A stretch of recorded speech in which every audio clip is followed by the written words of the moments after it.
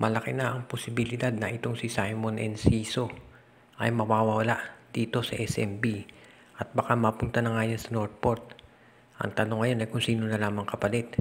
Ang sabi ng iba ay ito raw si William Navarro o kaya ito si Xavier Lucero.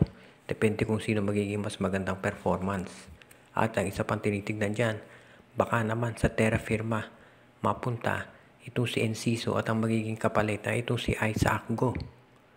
Sa ngayon kasi, dati ang hinahanap ng San Miguel Beer ay yung isang player na small forward na makatutulong dito kay Marcio Lassiter. Nakuha na nila yan, of course, dahil nandiyan na si Don Truliano. Ngayon ang hinahanap naman nila ay isang big man na pwedeng mag-back up kay Junmar Fajardo o di kaya naman ay maging stretch 4. Ang isang tinitignan nga dyan ay itong si William Navarro, si Xavier Lucero, dito si Troy Rosario, si Isaac Go. Marami silang options at ang isang sa gagawin daw nilang trade assets dyan ay itong si Simon Enciso. Hindi naman mahirap makita kung bakit itong si Enciso ang gagamitin nila pang trade. Dahil kung titignan natin yung backcourt ngayon, ang ganda ng performance kapag ang tandem ay itong si Chris Ross at si Terence Romeo. Doon naman sa shooting guard, itong si CJ Perez at si Jericho Cruz. At doon sa small forward, si Marcio Lassiter at itong si Don Troliano. Siyempre, pagbalik ni Jeron Teng, magkakaroon sila ng additional guard. Plus nandiyan pa si Kitty Menes. So makikita talaga natin dito sa rotation pa lang, parang wala ng lugar itong si Simon Enciso. Kaya nga matunog na yung balita na itong si Enciso, baka matrade na siya at kapalit ay isang power forward o isang backup center. Ang tanong na lamang ay kung sa Northport o sa Terra Firma o malay natin baka sa Blackwater at makuha ng San Miguel si Troy Rosario. Pero ang maliwanag dito, mukhang bilang ang araw nitong si Simon Enciso dito sa SMB. Mukhang hindi pa talaga tapos itong Converge Fiber Xers sa pagbabago ng kanilang lineup. Dahil ngayon matunog naman ang pangalan na itong si Shawnee Winston ay iti-trade na ng Converge ngayon at posibleng mapuntahan nito ay Barangay Ginebra. At ang magiging kapalit nito ay si Stanley Pringle at iba pang mga Barangay Ginebra players at mga draft picks. Mukhang ang tinatarget daw talaga ngayon nitong Converge ay kumuha ng maraming first round picks. Siyempre yung first round pick ng Barangay Ginebra magiging mababa yan. Malamang kasi itong Ginebra magkukompete yan at malalim ang mararating sa playoffs. Pero mukhang ang gusto ng Converge, kung hindi man nila makuha yung number 1 pick, ay makakuha sila ng maraming first round picks na pwede nilang gamitin pang trade. For example ngayon, kung ito si Winston mapunta dito sa Ginebra, siyempre lalakas yung backcourt ng Ginebra. At ang Gene Kings naman, kailangan mag-unload ng mga players. Kaya malamang nga itong si Stanley Pringle, itong si Nards Pinto, si Bon Pesumal at yung iba pa nilang guards ang ipamigay dito sa Converge. Para naman sa Converge, ang titignan niya siyempre ay yung mga first round pick na makukuha nila sa Ginebra at sa iba pang team kung itong trade na to ay magkakaroon pa ng isang kapartner kung magiging 3-team trade. Sa ngayon kasi, mukhang itong Converge ang determinadong gawin talaga ay mag-tank ayon sa mga observers. Kaya yan ang dahilan daw. Kaya dito sa mga ginagawa nila, nasa tingin ng karamihan ay parang mga questionable trades. Dahil ang gusto talaga nila ay makuha itong si Justin Baltasar. Sa ngayon itong si Winston ay kinukonsidera na isa doon sa mga potential na top rookies talaga. At kung magiging consistent ito, magiging magandang asset ito para dito kay Coach Tim Cone. Samantala naman sa Converge, kung makukuha nila si Pringle, isang veterano yan na makatutulong doon sa mga bata nilang players at ang pinaka-importante makakuha sila ng mga picks. Okay, ang balita natin ngayon tungkol dito sa mga bagong PBA teams ay posible naman na itong Chooks to Go ay makapasok na talaga. At sa kagustuhan na rin ng karamihan, sana nga ang bilhin naman nila ay ang Blackwater Bossing. Of course, alam natin na ang Chooks to Go ay meron niyang karibal na produkto, itong Magnolia Chicken Templados. Pero madaling naman palitan ang pangalan ng Magnolia. At saka nakita naman natin na itong MVP Group, pinayagan na yung Converge kahit kalaban nila yung produkto. Siyempre, alam naman natin ng PLDT at ang Converge parehong nagpo-provide ng internet. Pero pinayagan ng MVP Group. Kaya sa tingin ko itong SMC, papayagan din yung Chooks to Go kung gusto talagang pumasok sa PBA.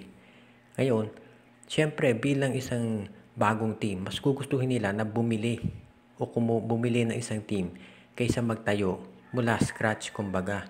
Kasi, of course, mas madali kung bibili ka ng team katulad ng Blackwater. Una-una, Yung mga picks ng Blackwater, of course, mataas yan. So, yan syempre ang gusto ng Chooks to go. And of course, marami ring mga fans ang gusto na mawala na itong Blackwater dahil katulad ng Terra Firma, ang ginagawa ng Blackwater ay pinamimigay yung mga top players at picks nila dito sa MVP Group. Itong Terra Firma sa SMC at ito naman Blackwater dito sa MVP Group. Kaya sa tingin ng karamihan mukhang nararapat na palitan na rin o maalis na rin sa PBA itong Blackwater. Sa ngayon kasi, sa tingin ng karamihan parang iilang teams lang talaga ang naglalaban dito. At itong Chooks to go naman may reputation talaga yan na winner. Pag pumapasok sa isang basketball competition, ang objective talaga nila ay manalo. Kaya makikita natin talaga dito na kung sila ay determinadong pumasok dito sa PBA, mas mabuti pa nga nabili nila itong Blackwater bossing para maalis na rin to sa liga, pati na yung Terra Firma Jeep at of course ang Northport na rin. Samantala naman mukhang on hold ngayon itong tinatawag na pag-rebuild o revamp dito sa Meralco Bolts. Kung inyong maaalala noon, maraming mga reports na itong mga iba nilang players katulad ni Banquero, si Maliksi, si Bong Quinto, si Almasan ay posibleng matrade. Pero dahil nga nagkaroon ng coaching change dito sa Meralco Bolts, mukhang titignan muna nila kung hanggang saan kayang dalhin ni Coach Luigi Trillo itong koponan ng Meralco. Sa ngayon, maganda performance nila dahil nagkataon talaga na mahusay yung kanilang import. At syempre, nakita rin naman natin na yung mga local players ay nagde-deliver. So sa ngayon, mukhang ayaw muna ng management na galawin ito. Ang lahat syempre nagde-depende, fair man to o hindi, sa magiging performance ng TNT. Dahil alam naman natin, sila talaga ang flagship team at priority ng MVP Group. So ang mangyayari dito, kung bumagsak ang performance ng TNT dito sa Commissioner's Cup, malamang magkakaroon ng revamp dyan. At kung magkakaroon ng mga trade, baka ma-involve itong Meralco. Siyempre, ang madalas mabanggit pagdating sa TNT ay itong NLEX at Blackwater.